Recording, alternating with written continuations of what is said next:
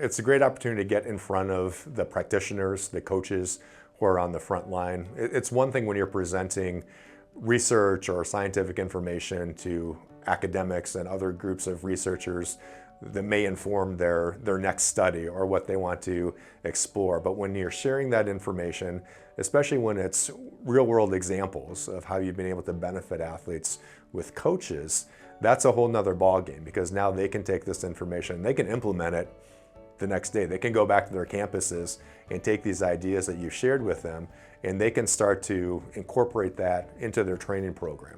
And ultimately then, that's where you can have a positive effect on athlete health and performance when it gets in the hands of the coaches and the athletes themselves. So I love the opportunity to be in front of those coaches, to share some new perspectives, some new paradigms of thinking about how athlete preparation and development goes hand in hand, because oftentimes, like all of us, we get stuck in our routines, stuck in our patterns, and we have our measurement tools and our devices, and you kind of get tunnel vision in terms of what you're looking at, what you're considering as important for athlete development. So when we can share some new ideas and give them some practical tools and strategies for implementing those ideas, that's a win. My presentation was focused on getting back to the basics of athlete monitoring.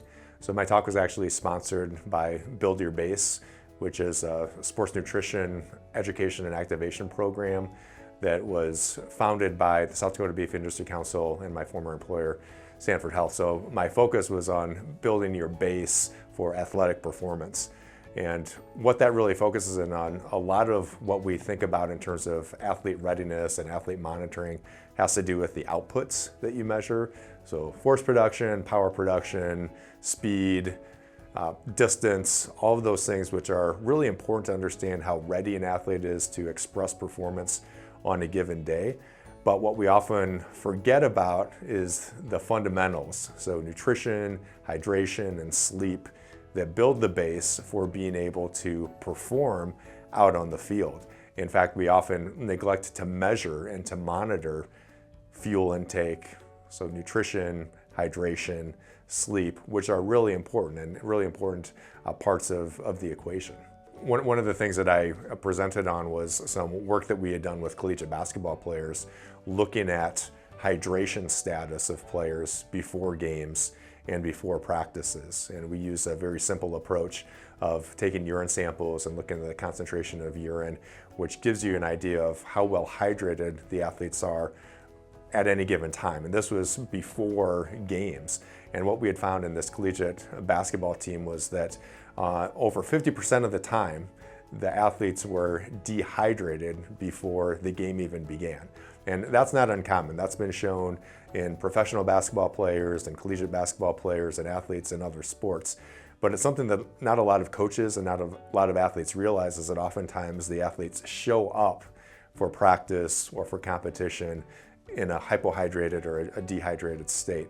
So then what we did with this team is we educated them on how to stay better hydrated, what to do upon waking, taking water bottles throughout the day, and educated them on the importance of being well hydrated.